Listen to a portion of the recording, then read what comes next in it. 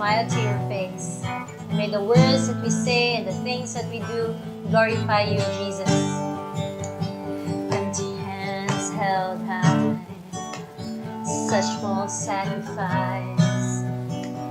If not joined with my life, I sing in vain tonight.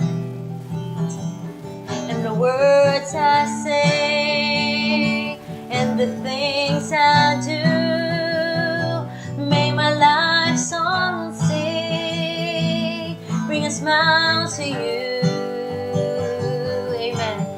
May my life song sing to you. Let my life song sing to you. Yes, Jesus, I want to sing your name at the end of this day, knowing that my heart was true. Let my life song sing to you. Yes, Jesus, may our life sing a song to you, Jesus. We give you our life, Lord, we give my life, a living sacrifice to reach a world in need, to be your hands and feet. Use us, Lord. May the words I say and the things I do, may my life song sing, bring a smile to you. Let our life song, Jesus, let our life song sing to you. Let our life song sing to you. We want to sing. I want to sing your name to the end of this day, knowing that my heart was true. Let my life song sing to you. Once again, let my life song, let my life song sing to you. Amen. Let my life song sing to you. Amen. Come on, church. I want to sing your name to the end of this day, knowing that my heart was true. Let my life song sing to you. We say hallelujah, hallelujah, hallelujah. Let my life song sing to you. Hallelujah, hallelujah. Let my life song sing to you. For the last time, hallelujah, hallelujah,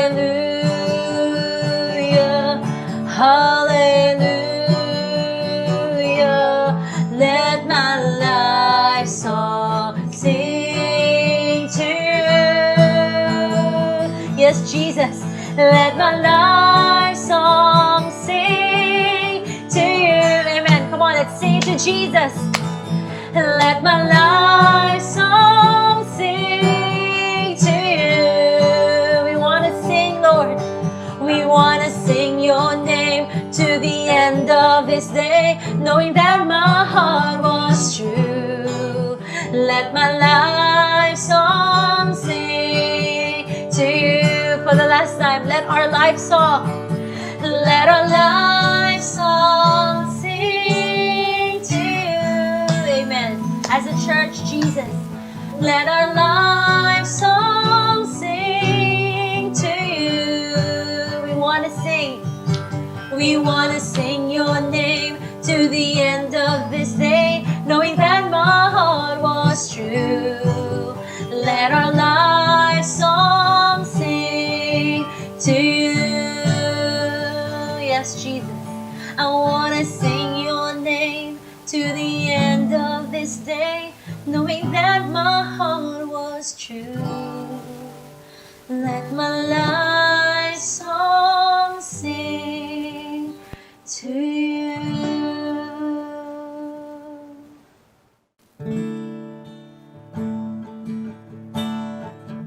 Here we are, oh God, offering to you everything that we have, Lord.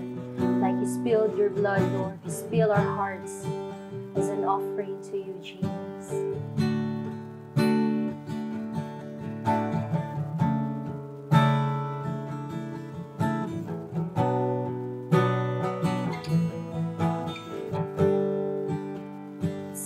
Alabaster jar is all I have of worth.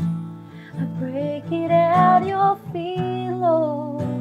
It's less than you deserve. You're far more beautiful, more precious than the oil. The sum of my desires and the fullness of my joy. Like you spilled your blood, I spill my heart as an offering to my King. Here I am, take me as an offering. Let's surrender. Here I am, giving every heartbeat, Lord, every heartbeat for your glory. Take me.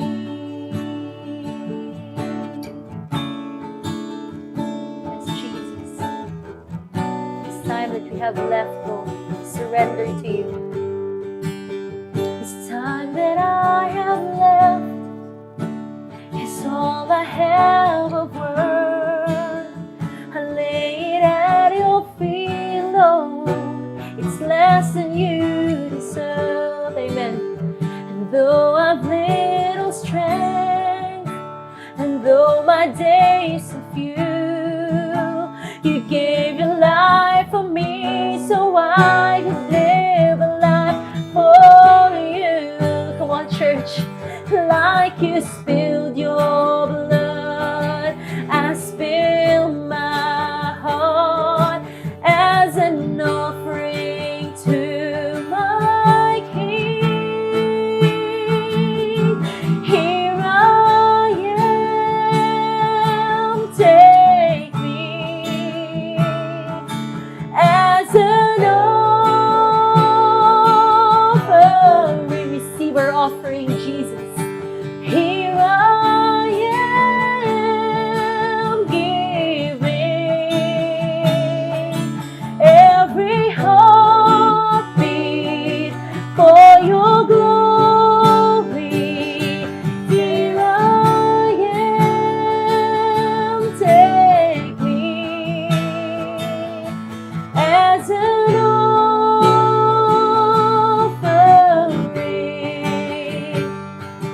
Here I am, giving, Lord, every heartbeat, Jesus, every heartbeat for your glory. Say, worthy, worthy you are, worthy, worthy is the Lord. Our God is worthy. Come on, let's give him praise. Worthy, worthy you are, worthy, worthy is the Lord. You alone, worthy Jesus. Worthy, worthy you are, worthy, worthy is. Let's glorify Jesus. Worthy, worthy, worthy you are, worthy, worthy is the Lord. For the last time. Worthy, worthy, worthy you are.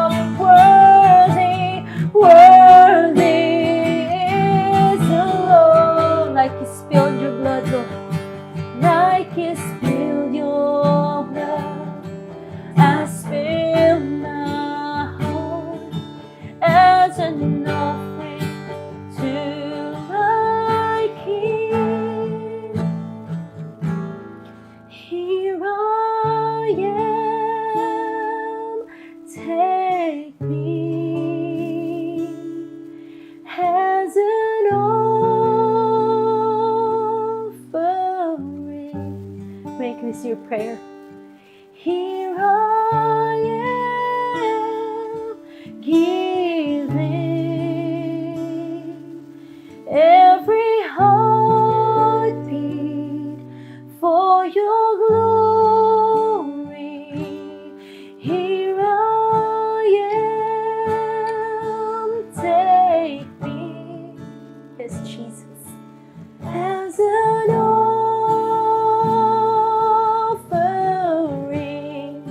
Take us, Jesus. Here I am, giving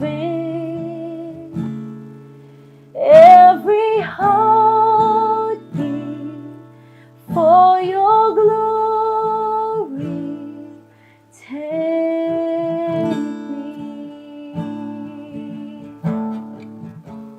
for your glory alone. Take me. You are worthy, Jesus. Take me. Good day, community. Welcome sa ato ang last session of this series about the wartime lifestyle. And before we begin, I invite you to bow down your heads. Let us all pray. Lord God, we thank you. We'd like to thank you for the past 4 sessions, Lord. Giubanan minimo in reminding us, in molding us, in shaping us, in moving our hearts and our minds towards the direction that you want us to go. Daghang butang sa among kinabuhi, Lord, that we have not yet surrendered to you.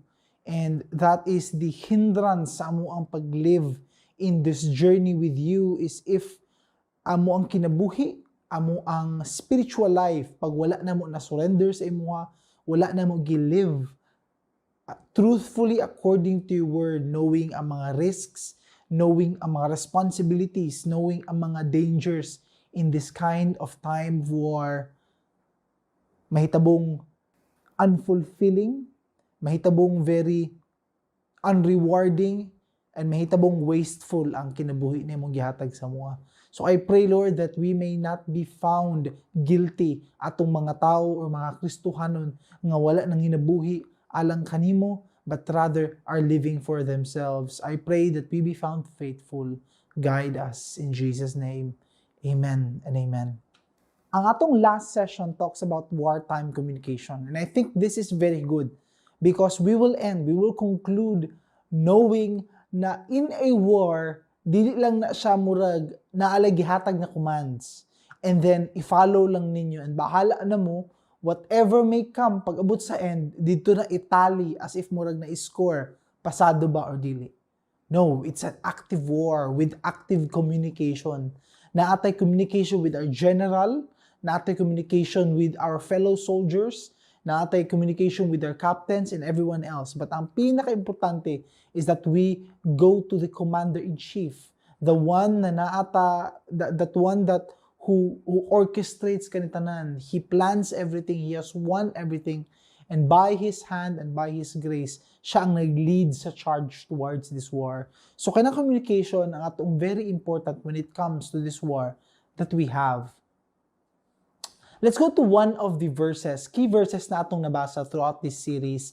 And there are a few verses that ends sa kaning passage na ni that is very crucial for us to understand. And I'm talking about Ephesians chapter 6 verses 12 to 20. Let's read everything and slowly hinaynayan nato og digest. Verse 12. For we do not wrestle against flesh and blood, but against the rulers, against authorities, against cosmic powers over this present darkness, against the spiritual forces of evil in the heavenly places. Therefore, take up the whole armor of God, that you may be able to withstand in the evil day. Having done all, to stand firm, stand therefore, having fastened on the belt of truth, and having put on the breastplate of righteousness, and as shoes for your feet, having put on the readiness given by the gospel of peace. Verse 16. In all circumstances, take up the shield of faith, with which you can extinguish all the flaming darts of the evil one. Verse 17. And take the helmet of salvation, and the sword of the Spirit, which is the word of God, praying at all times in the Spirit with all the prayer and supplication. To that end, keep alert with all perseverance, making supplication for all the saints, and also for me, that words may be given to me in opening my mouth boldly to proclaim the mystery of the gospel, which I am an ambassador in chains, that I may declare it boldly as I ought to speak. I think many times we have encountered these verses na go through na taani. It talks about putting on the whole armor of God. And piece by piece, describe ni Paul slowly building that image that it is a full armor, kumpleto in every part of the body, na wala siya weakness, wala siya part that walay protection. But one thing I want us to notice and build nato ni diri, that there is actually a cause and effect. So hinanayon nato ni siya, hinanayon nato ni in order for us to fully understand the gems and see the lessons and the insights na giandam diri by the Spirit for us. So everything starts putting on the full armor of God with the cause. Nganong kinahanglan nato i-put on ang full armor of God? Nganong kinahanglan nato buhaton ni tanan? Ang cause is this: for we wrestle against rulers, authorities, cosmic powers, spiritual forces of evil. Tungod nakig-wrestle ta sa ilaha. Tungod this is our mission. Tungod this is the mandate gihatag ni Commander-in-Chief. Ingon siya, kani atong objective, kani atong task. Of course, this is a summary by Paul. We have been commanded to proclaim the gospel, to teach and command all the things na gitudlo ni Jesus Christ.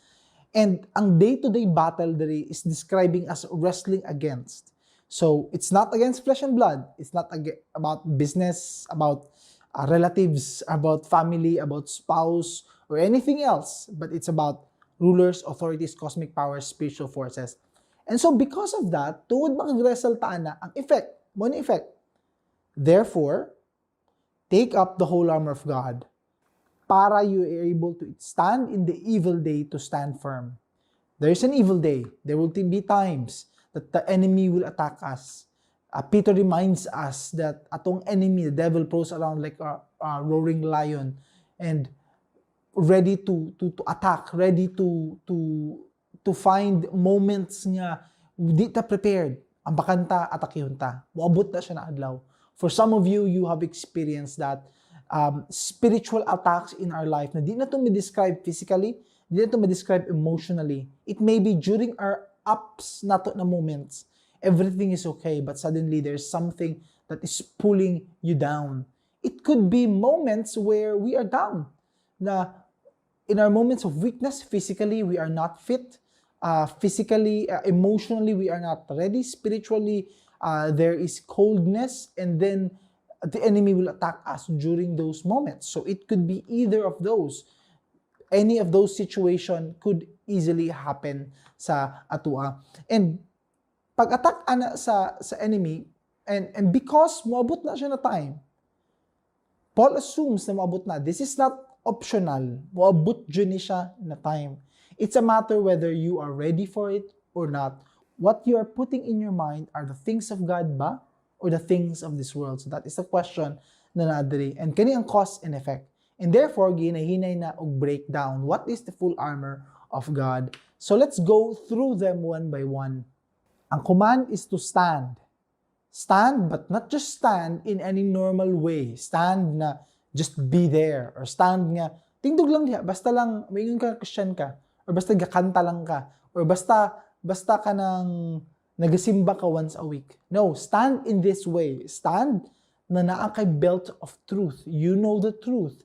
Stand na naa kay breastplate of righteousness. This upper gear nga protection, knowing that you have been forgiven, that ang righteousness sa Ginoo has been imputed on you.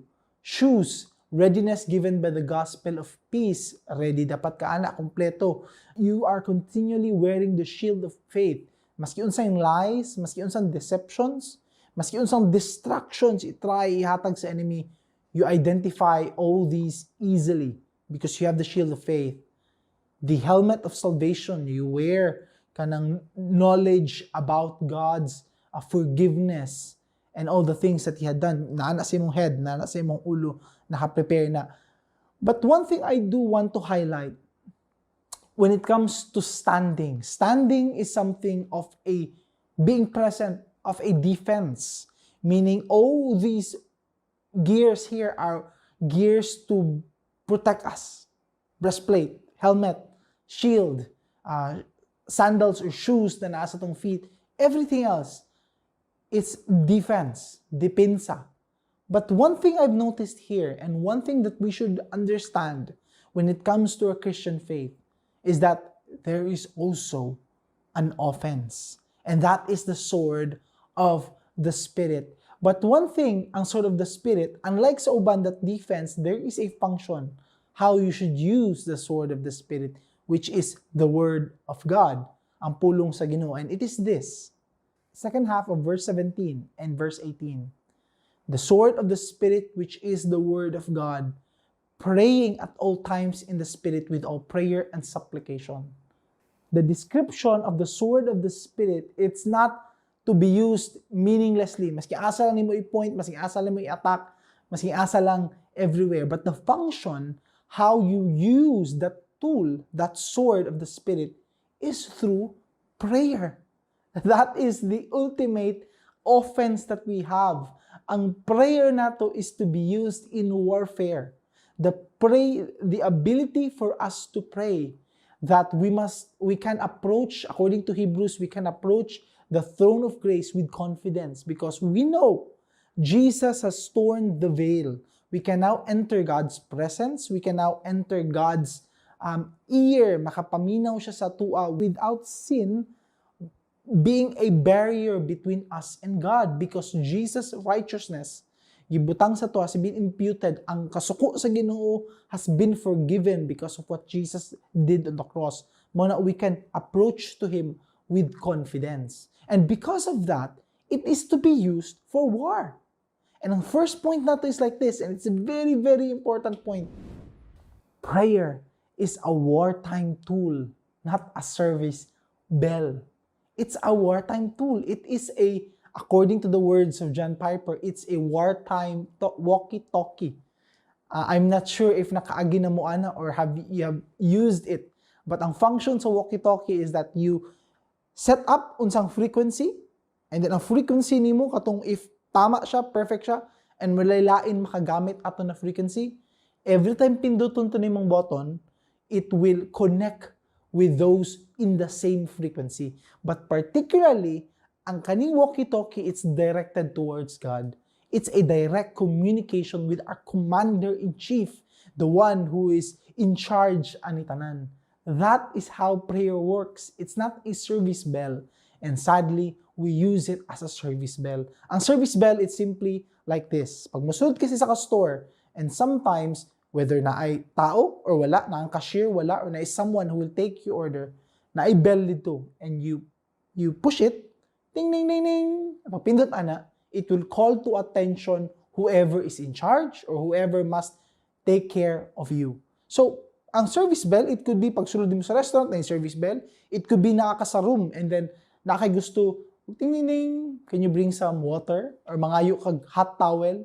Or mangayo kag menu? Or anything else? That's the purpose of the service bell.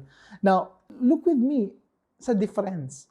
Mga kag, obviously, di na ako gamiton ang service bell.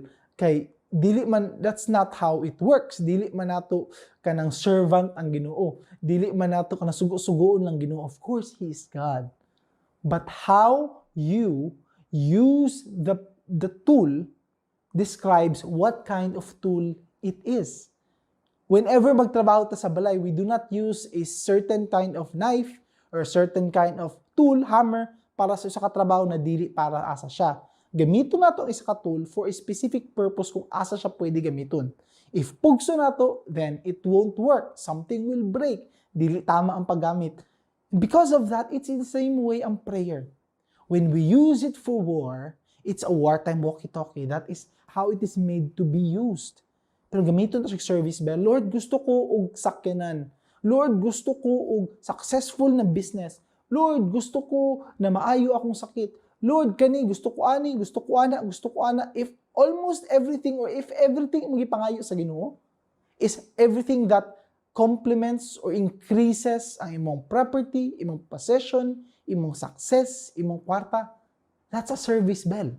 In all honesty, you have made him your butler. Gibuhat nimo siyang servant. Not the commander-in-chief, not a wartime tool, but rather gigamit nimo siya only to get what you want. There's a question I love to ask, especially the new believers. Because when we are new believers, bago pa lang ta sa faith, natay tendency na because murag ni switch ko religion, then tanaw na ako unsay mahitabo sa ako ang personal assets or life. If ni arang-arang ko kahimtang, butan kay Ginoo. God is good all the time. But if na is something wrong, then I must be doing something wrong. Nabawasan lagi ang kwarta, naglisod lagi ko karon. So I usually ask this question.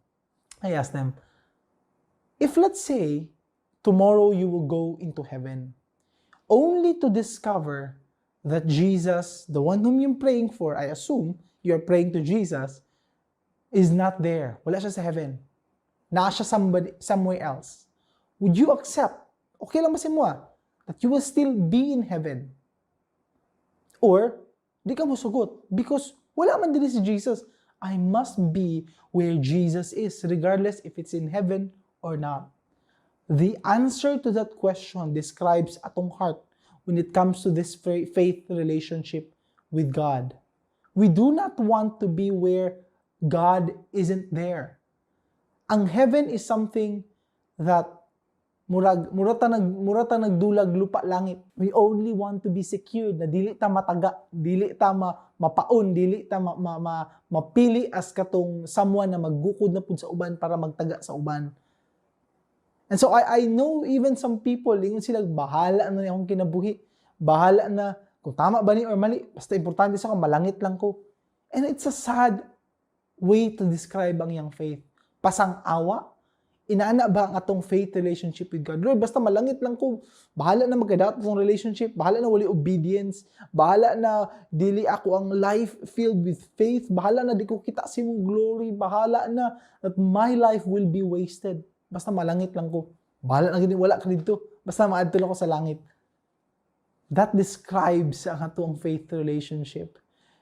And oh, how you miss out on that privilege, on that joy, on that kind of life nag-ihatag nimo sa Ginoo, and He will be the one who orchestrates. Siya magbuot sa imong kinabuhi. He will allow you to see things that you have not seen before. He will allow you to know things that you will not know unless you call upon Him. I remember Jeremiah chapter 33 verse 3, and it says, "Call to me, and I will answer, and I will tell you great and unsearchable things you have not known." In a kind of relationship ang ginapangayo sa Ginoo. A kind of relationship that He is the one telling you things, and ikaw po musulti siya. It's a two-way communication.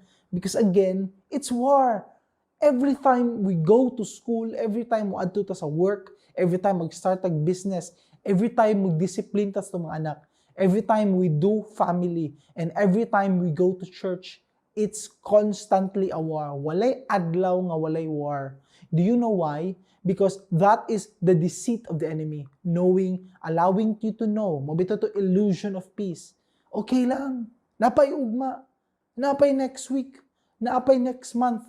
But you see in the Bible, everywhere you go, na James nag-ingon na, kisa nag-ingon na pwede ka mo ingon na, I will go to this and that. Maadto ka ng city, mag-business ko. Ikaw magbuot-buot. All of these are boasting, arrogance na. But you must say, if the Lord wills, if this is the plan of the Lord. And the rich fool, described ni Jesus, if you remember that story, he built barns, and ana siya storehouses, and nag-build up siya, daghang puno na siya. Gupo na ako ni tanan, and I will build bigger ones.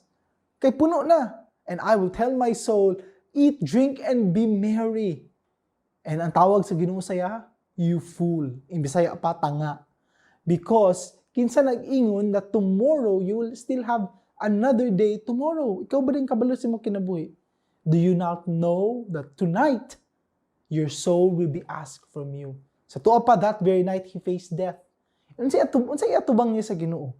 Lord, daghan kog kwarta. Lord, daghan kog possessions. Lord, kuyaw kaayo ako ang properties. Psalm and everywhere else in the Bible reminds us na everything is the Lord's. He will not be impressed by that. But He will be impressed with one thing. And mo na ito makita niya. Mo nang gem at ma-find niya. What is the thing that impresses him, that is his delight? You will begin to see a different context when we read these verses. If we must understand na we put on the lens, tanaw na to in the sense nga dili ni para sa tong needs, but para for war, you'll begin to understand kani mga verses about prayer that it actually is true. That you have been perhaps deceiving or na-deceive or mali ang pagbasa nimo in these verses before. And I will be presenting a few verses and showing you that actually these verses that talks about prayer, it's for war, it's for strategy, it's for the use for the kingdom of God. John 15 verse 16, you did not choose me, but I chose you and appointed you that you should go and bear fruit, and that your fruit should abide, so that whatever you ask the Father in my name, He may give it to you. Most of us memorize and use only the second half. Whatever you ask the Father in my name, He may give it to you. Di ara takutob. Patanaw ang first half. I chose you and appointed you to go and bear fruit. That is my mission, that you will bear fruit. Fruit could be ang atoang area of ministry, but more importantly, ang atong growth in our spiritual life. Galatians talks about this in chapter 5, that love, joy, peace, patience, kindness, goodness, faith, gentleness, and self-control. Muna mga fruits of the Spirit that once we enter in this relationship, the Lord will put the Spirit in our hearts and will cause us to develop kaning mga fruits. About love, being more joyful, about peace, patience, kindness, goodness, faith, kaning tanan.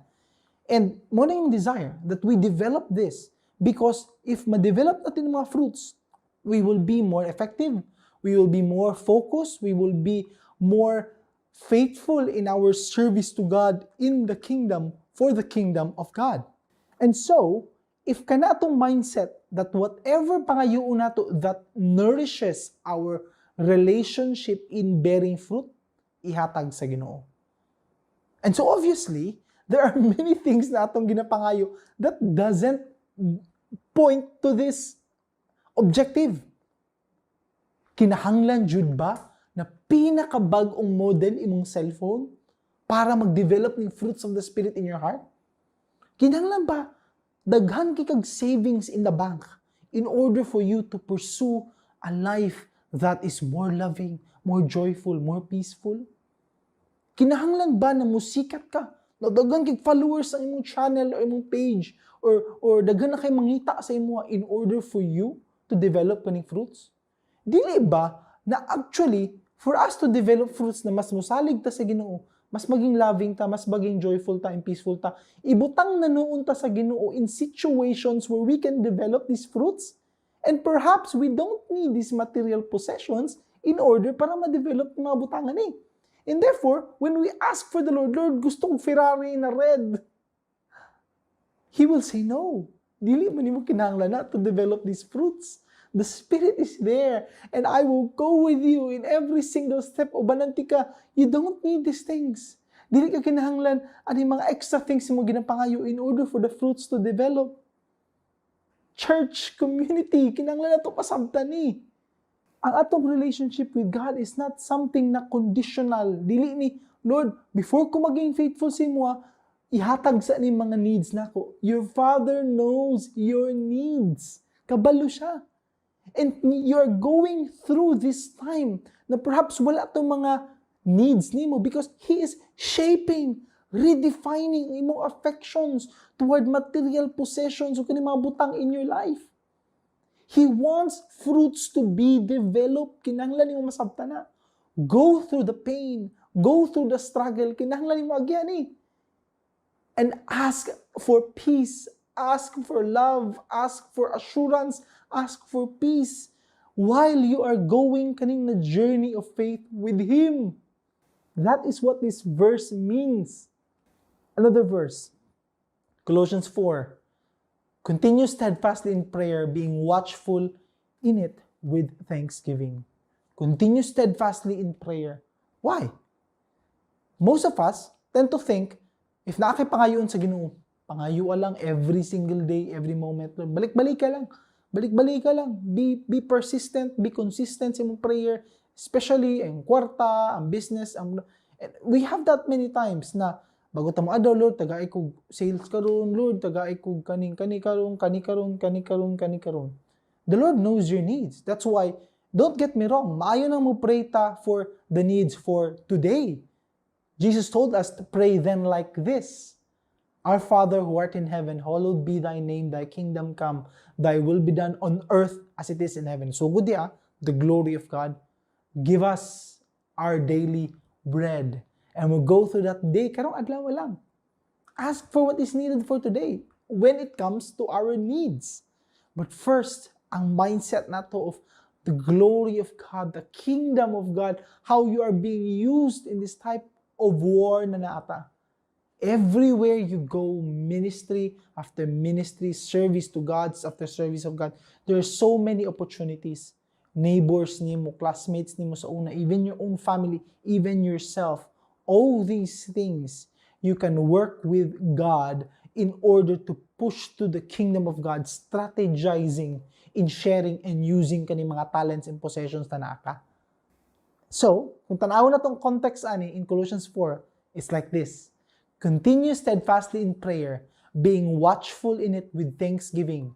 At the same time, pray also for us that God may open to us a door for the word to declare the mystery of Christ, on account of which I am in prison, that I may make it clear which is how I ought to speak. Walk in wisdom toward outsiders, making the best use of time. Let your speech always be gracious, seasoned with salt, so that you may know how you ought to answer each person. Now I ask you, kanibang ingon niya na prayer is it about continually praying lang unsay gusto nimo sa imong life? Success, money, possessions. Ano ba ang function sa prayer? Tanawa daw. Is this how prayer works? Pray for us that God may open a door, opportunity for the gospel to declare the mystery of Christ. And then, pray continually. Walk in wisdom. Connection siya. Dili lang ang responsibility as he is writing this letter na kami lang ang naay function in the work of God, but also kamo. Because tanawa din, continue siya. Walk in wisdom toward outsiders, making the best use of time. Kamo pod. Let your speech always be gracious, seasoned with salt, so that you may know how you ought to answer each person. Apil tani. This is one war. As we are soldiering on, diri na place kamo po diha. Apil mo sa prayer. Kita talang will be found faithful. Kita talang will be active. Active duty ta. Walay retired diri. Walay nakabakasyon diri. We are constantly active. We are constantly pushing forward. One time, I remember, si Caleb nangutana sa kuha, my son, my 8-year-old son, ang iyang thinking is still na ay school time and then summertime. School time, summertime, na kind of concept. And he noticed na ang akong work not only was constant but even the ministry, and said, Dad, wala like a summertime, no? And I pray and I hope na pirmi na makita niya that there is no summertime when it comes to our faith. There's no school is out, summer season, vacation season. In our faith, it's always constantly pushing towards the goal. And I told him, Dong, in our faith with Christ, there's no such thing as a summertime. We must constantly be faithful in the responsibility and task gihatag niya sa tuwa. And I could see in his eyes na something that begins to make sense. Something that awakened in him. And I know kanang mga moments na mong inana, it will be for a future use by the Spirit. The time will come, especially if wala nako, that those are the reminding points that the Spirit will use to awaken him whenever he is a time that he is not faithful in the responsibility and tool na gihatag sa iya sa Ginoo. And we'll continue. 1 John 5, this is the confidence that we have toward him. If we ask anything according to his will, he hears us. If we know that he hears us in whatever he asks, we know that we have the request that we have asked of him. Ask anything according to his will. Pangayo lang. It is his will to provide Ang imong needs, imong wants, pangayuwa lang na sa Ginoo, ang success, ang possessions and everything else. Now, I like you to look at the context. Whoever has the Son has life. Whoever does not have the Son of God does not have life. I write these things to you who believe in the name of the Son of God, that you may know that you have eternal life. And this is the confidence that we have toward Him, that if we ask anything according to His will, He hears us. If we know that He hears us in whatever we ask, we know that we have the request that we have asked of Him. If anyone sees his brother committing a sin not leading to death, he shall ask, and God will give him life. To those who commit sins that do not lead to death, there is sin that leads to death. I do not say that one should pray for that. All wrongdoing is sin, but there is a sin that does not lead to death. As long as your brother or sister is alive, kanang person that you look towards with grace and concern, pray for his life. His life will be saved. And this is the proof that you are with the Son of God. Layo lagi kayo, dili lagi to same sa ato ang ganiya na simply ask mong prayer. Layo lagi king context. Because, layo dyan ang context. Because the context is this, ang proof that we ask anything in relation towards our concern, our prayers, ang atong genuine love toward other people, that they will be saved. Most of us miss out the joy of seeing a sibling, a relative, come to faith with Christ. Because ang focus lang nato too much on gaining things in this world and trying to use that to impress them. They will not be impressed by your material possession. They will not be impressed by what you acquire. Di sila ma-impressed by these things na mo ginadrive around or ginapakita or ginabuhat. They're impressed by your heart. Why is this person na lahi kay sa una have been changed, have been molded? Dili man ni siya kato sa una. But this time around, something in him has changed. I know him from an early age. Lahi siya karon compared to before. Why? Gusto po ko atong joy. Gusto po ko atong peace. Gusto po ko atong patience and love na makita na ko sa iya. Gusto ko ato. And therefore, I want to know the God that He proclaims He knows. That is what this verse means. Pray for your relatives. Pray for your brothers and sisters, your friends, everyone in your circle of influence. Pray that the Lord will change your heart. And kabalo na mo what will happen with this. Either na is someone who will be used as an instrument, or you yourself will be used as an instrument to share the gospel to them, for them to know the love and joy and peace, knowing that you are one family with Christ and you will be together with Him. That is what this verse means.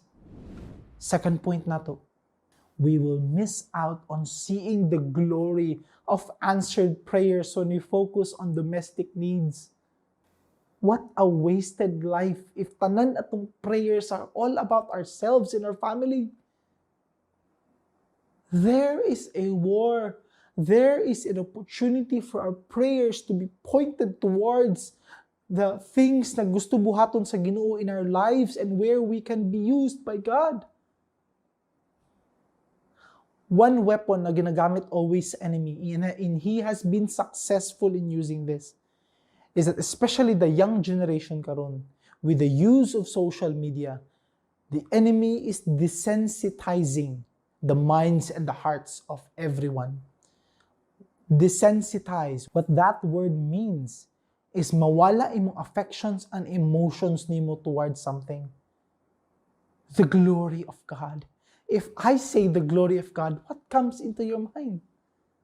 I've seen young people climbing up to the highest peak sa ilang area.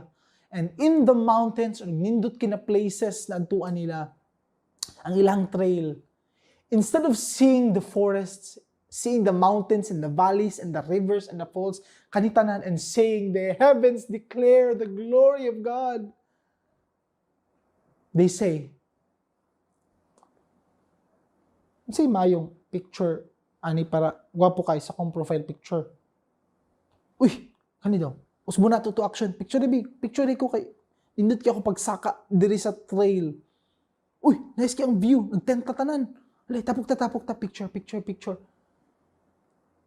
Where is the glory of God? Where is the summit pagsaka nimo, and then you see ang creation na gibuhat sa Ginoo. You see how the sun rises, you see how the sun sets down, and you see kani all creation and the animals, and then everywhere you go, every creation nimo tanawon, everything speaks and talks about the glory of God. Asa naman na? Ano naman itong kaugalingon na itong focus? Sa nindot profile picture and everything else. Why is it that when we rise up, that when we see, we climb that very long path, na-realize nato, nakakatat ko ato, not because of my own strength, but God was with me. Ang journey, na every pag-push through na ako, mo po din journey, ang kakapoy, ang pag-push through, that it connects with my spiritual journey with God. That is the deceit of the enemy, na mawala na itong pagkita na ito sa glory sa Ginoo sa atong kinabuhi. And everywhere we go, and everything we see, we focus on ourselves. Ang atong love life, ang atong picture, ang mga reactions sa atong mga posts, ang mga likes, ang mga comments, ang mga shares. Desensitized, nawala na itong emotions na to of knowing and chasing after the glory and the love and the joy and the peace of God. I pray and I hope dili ta maging guilty of this. That we stop chasing after communion with God. It's sad. It's sad living a life na if pa-describe si mong glory of God, it's something you don't actually care. It's very sad. And it's not about unsa ang kuyaw kind of view or nice kaayo ng mga butang in our life. One thing that we have made it a habit, kami and ni Caleb, is that whenever, before siya matulog, I would read a bedtime story. And karon, just very recently, we are finishing up on the Magician's Nephew, a book, Chronicles of Narnia, written by C.S. Lewis. And gi-describe dito how creation started. So of course, dili actual creation sa Bible, but another world to give you a better glimpse unsay dagway atong murag creation in that creative aspect na pag-present sa imo. And while I was reading to him, you could see in his eyes and the hearts and the minds, and even sa ako, that we were inspired na as the valleys is described, ang falls, ang mountains, ang pag-raise up sa mga trees, ang pag-divide sa sea and the sky and everything else, there's a sense of glory through the words na mong ginabasa. And I tell you, this book was written 1949 or 1950s ang the rest.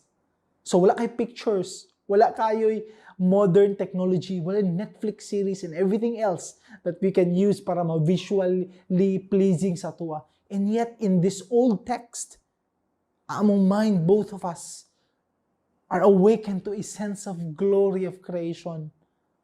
Niabot na sa point that despite all the visually pleasing na ginahatag sa Netflix, ang mga visual effects and everything else, we don't really care. Tagsa lang kaayo ang pictures ato na book, but every time they picture mo, it seems it's very much alive. We laugh at the conversation, we laugh at the stories, because we are conditioning our minds to the glory of faith. Even though we do not see, but we look at it from afar, and with hope and with faith, we see it as if it's in front of our very eyes. That's glory. That's faith. And if an 8-year-old will be amazed by that, surely you as an adult with much greater imagination or creative mind, you have the greater capacity to be amazed by the glory of God. Do not miss out on that blessing of being amazed by God's glory. I tell you, you will miss out on a spiritual journey if you do so. And that's what happens when our prayer life is centered around our wants, not on this war. Elijah, on his journey, in his faith, his prayer, strategic. The stopping of the rain and the coming down of rain, it's for war. Wartime lifestyle. Ang prayer niya was that for King Ahab to keep coming back and forth 7 times because he prayed for rain, strategic rain, knowing it is God who controls all these. Dili ka itong mga foreign gods o itong mga enemies nila ng mga Diyos na gina-follow sa mga tao, but it is God, Yahweh, who brings the rain and can withhold the rain. Samson in his journey in faith, in the same way, in the first prayer niya, with full repentance and with joy and knowing that God is the one who gives him strength, before he died, he prayed a prayer that is connected with repentance. Samson prayed, Lord God, remember me. He acknowledged that it is God who gives him strength. Nakalimutan na niyang Ginoo. That's why in his repentance, he asked the Lord, remember me, heal me, give me strength. That is what prayer is. It's for war. Daniel in his prayer, even though na ay law that comes na bawal mag-pray to any other gods, immediately when that law was made legal, his response, he prayed. He does not care if unsay consequences, but he knows prayer is for war. And kanina time, it's very crucial for them because they were at the brink of extinction, him and his people. Because again, nasakop sila and they were in a situation na pwede ma-wipe out sila as a nation. And so he knows this is his only tool in this wartime, prayer. He doesn't care whatever the consequence is. And this is a testament that not all prayer is ang result is positive things. Are you telling me it's a positive thing na ilabay ka in a den of lions? But no, that is God's answered prayer. That makitaan siya sa mga enemies, which results na makulong siya in a den of lion, but pushes through towards a miracle na dili siya kaunon, and then leading towards the king, realizing and agonizing anong naa siya dito, and he has seen that God is the God of all. Kanang ginapray ni Daniel is the God that we must respect and acknowledge. And that law was modified. Ang glory sa Ginoo came. Despite wala na answer ang prayer of protection. Or whatever else Daniel prayed, we do not know. But the answered prayer comes through a mindset. This is for war. Because pwede man luod si Daniel, sa klase, ampo na gani ko, niya nakulong na noon ko. Read on the stories in the Bible. The stories about these people of faith do not describe people na kuyaw juking faith, and therefore, dadyo something sa ilaha nga, di na to basta-basta musundog. Try lang to sundugon, patkuyaw jukay sila. These are ordinary sinful people, but God has used their lives. Kana dapat ang reminder that you are a simple man like them. And yet, we have an extraordinary God who can perform miracles and answered prayers. Luke 21 reminds us, watch yourselves, lest your hearts be weighed down with dissipation and drunkenness and cares of this world. That day come upon you suddenly like a trap, for it will come upon who dwell on the face of the whole earth. Again, katong evil day mo, abot yun to. But stay awake at all times, praying that you may have the strength to escape all these things. Prayer, again, connected towards that wartime lifestyle. Prayer is for protection. Prayer is for strategic movements towards the purposes of God, for the furtherance of the kingdom of God. And that's why God is opposed to anything na pwedeng maka-distract sa atua. Apil na diha ang dissipation, which means spending so much for yourself, drunkenness, pag-drink of too much alcohol because you are filled with too much things na pwedeng makawala sa imong connection with the Spirit. And don't tell me, nice yung worship because hubog ko. Kinsay maka-test that they are better off after sila nakainom sila, na mas nag-warm in relationship with God. Dili, palayo noon sila.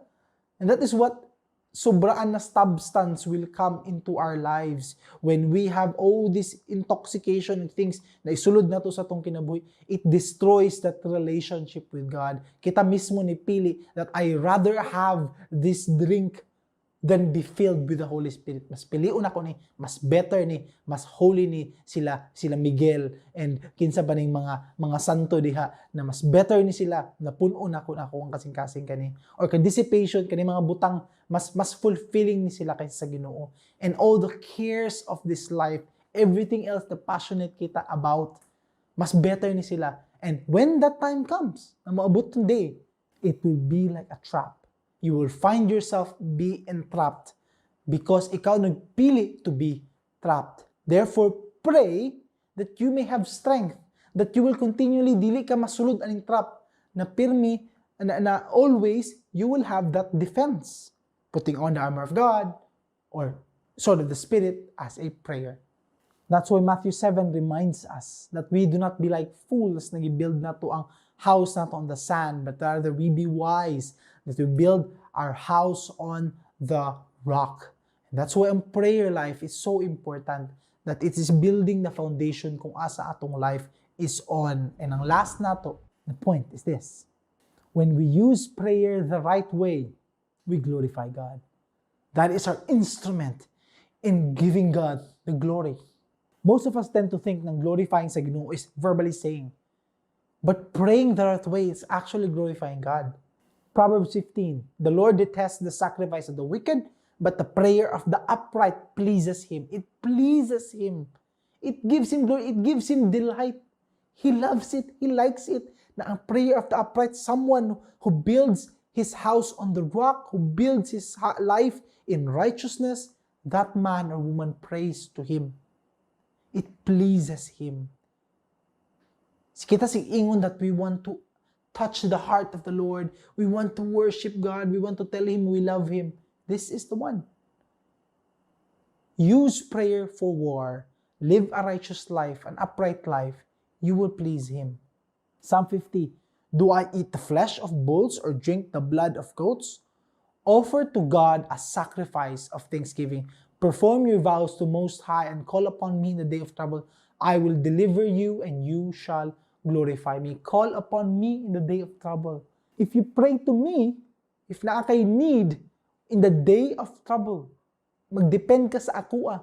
In the time where you need spiritual help, you need backup, you need reinforcements, you need airstrike kanina place. Call upon me, I will rescue you. You shall glorify me. That is what pleases the Lord.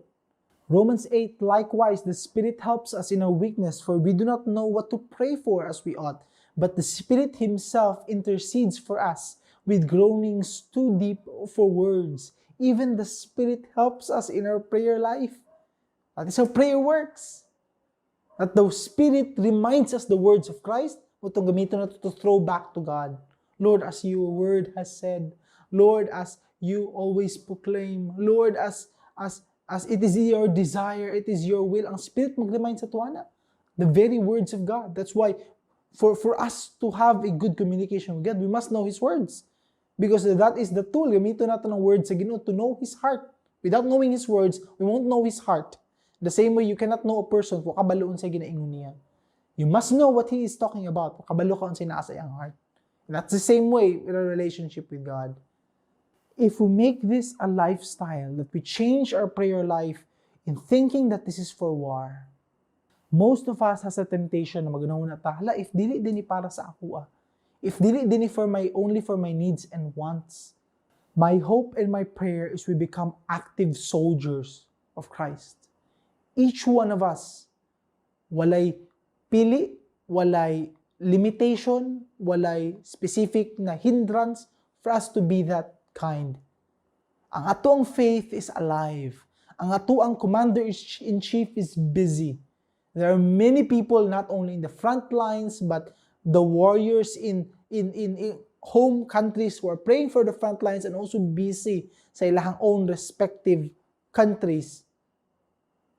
Daghan kay mga inana. And yet, many of us choose not to be active soldiers. You are a soldier of Christ. You are living in war.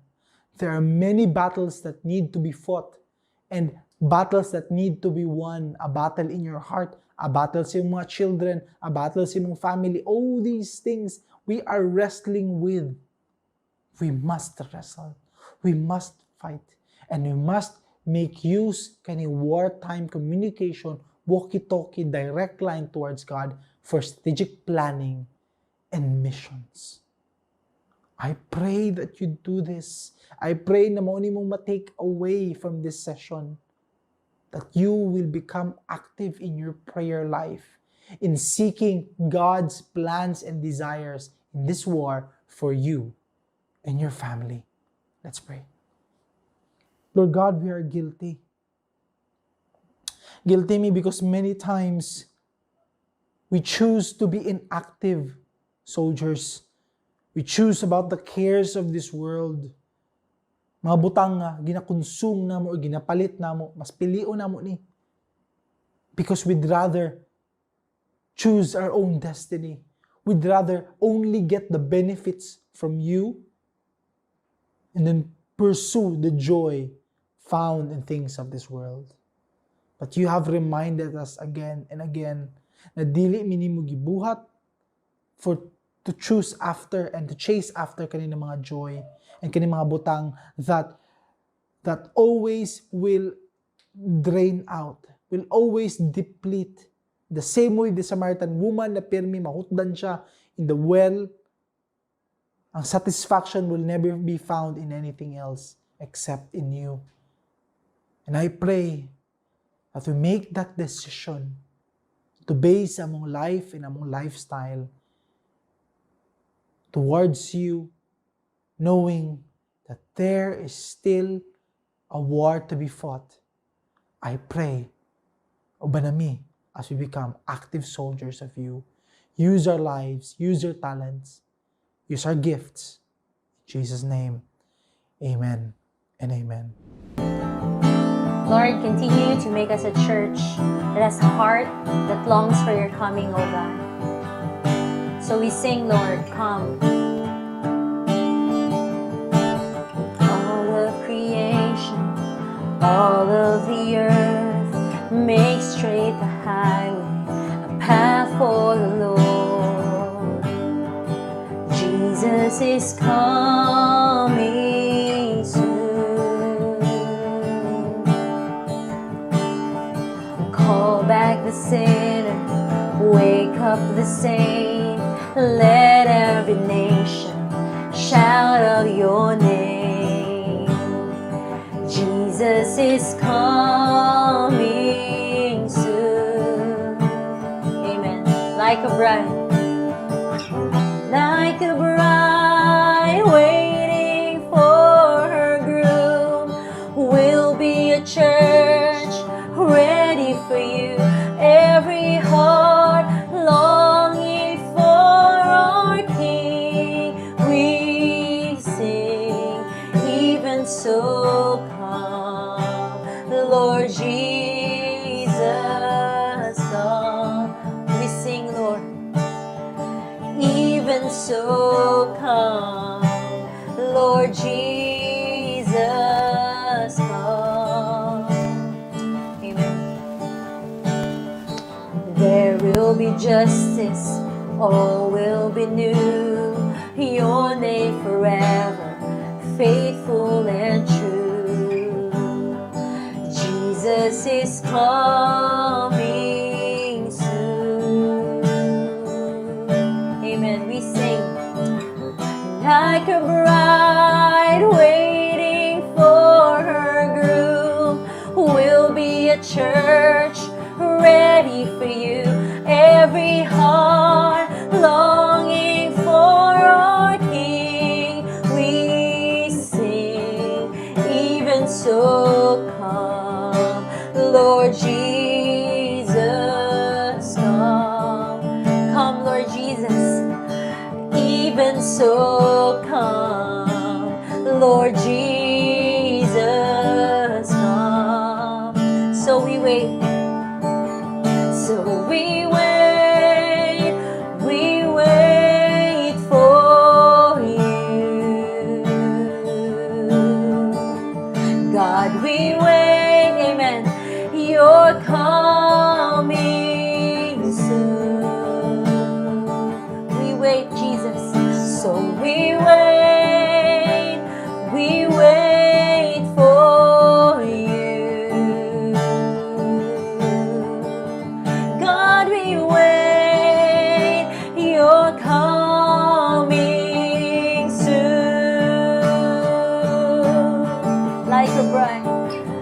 like a bride waiting for her groom.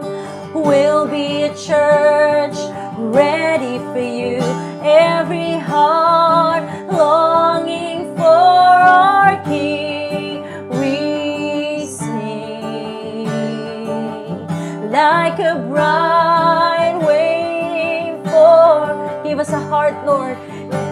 Your church ready for you, every heart longing for our King. We sing for the last time, like a bride waiting for her groom. Amen. We'll be a church ready for you, every heart longing for our King. We sing, even so come, Lord Jesus, come. Come, Lord Jesus. Even so come, Lord Jesus, come. We wait for you, Jesus. Even so come, Lord Jesus, come. Even so come, Lord Jesus.